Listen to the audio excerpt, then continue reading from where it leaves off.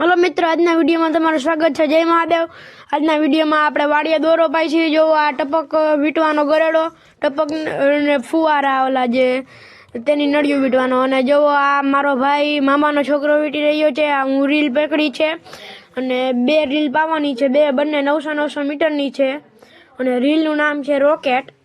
તો જો કલર છે સ્કાય બ્લુ। પપ્પાએ હાથમાં કાચ પકડ્યો છે કપડું રાખીને, અને હમણાં રીલ પૂરી પણ થઈ જશે। હવે રીલ પણ થોડીક જ છે।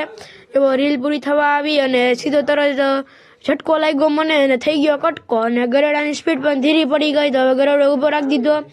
તો હવે મારો વારો ફેરવવામાં આવ્યો। તો હવે મારા મામાનો છોકરો કરી રહ્યો છે જુઓ, અને ગરેડો પણ આમ ફરે છે જોરદાર।